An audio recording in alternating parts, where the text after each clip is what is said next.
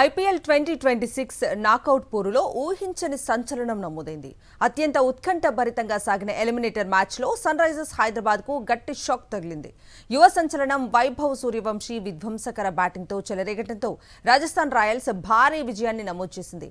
ఈ విజయంతో రాజస్థాన్ క్వాలిఫైయర్ 2లో గుజరాత్తో తలపడేందుకు అర్హత సాధించగా హైదరాబాద్ టోర్నీ నుంచి నిష్క్రమించింది. టాస్ ఓడి మొదట బ్యాటింగ్ దిగిన రాజస్థాన్ రాయల్స్ కు యువ ఓపెనర్ వైభవ్ సూర్యవంశీ ఆకాశమే హద్దుగా చెలరేగిపోయాడు. కేవలం 29 బంతుల్లోనే 5 ఫోర్లు 12 భారీ సిక్సర్లతో 97 పరుగులు చేసి హైదరాబాద్ బౌలర్లకు చుక్కలు చూపించాడు. అతనికి తోడుగా ధ్రువ్ జురేల్ 21 బంతుల్లో 50 పరుగులతో మెరుపు హాఫ్ సెంచరీ చేయడంతో రాజస్థాన్ 243 పరుగుల భారీ స్కోర్ సాధించింది.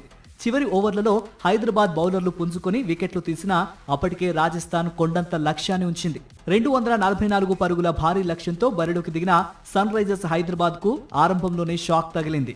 ఓపెనర్ అభిషేక్ శర్మ డకౌట్ కాగా ట్రావిస్ హెడ్ 17 పరుగులకే వెనుదిరిగాడు. ఇషాన్ కిషన్ 11 బంతుల్లో 33 పరుగులు, నితీష్ కుమార్ రెడ్డి 38 పరుగులతో వేగంగా ఆడిన రాజస్థాన్ బౌలర్ జోఫ్రా ఆర్చర్ కీలక సమయాల్లో వికెట్లు తీసి హైదరాబాద్ ను దెబ్బకొట్టాడు. మిడిల్ ఆర్డర్ లో క్లాసెన్ కూడా విఫలం కావడంతో హైదరాబాద్ పై ఒత్తిడి పెరిగింది. ఈ మ్యాచ్ లో రాజస్థాన్ బౌలర్లు పక్కా ప్రణాళికతో బౌలింగ్ చేశారు.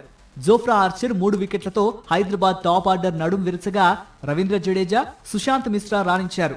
చివరి ఓవర్లలో సుశాంత్ మిశ్రా బౌలింగ్ లో శివాంగ్ కుమార్ క్యాచ్ ను సూర్యవంశీ అందుకోవడంతో హైదరాబాద్ ఇన్నింగ్స్ 196 పరుగుల వద్ద ముగిసింది. 47 పరుగుల తేడాతో విజయం సాధించిన రాజస్థాన్ క్యాంపులో గెలుపు సంబరాలు అంబరాన్ని తాకాయి.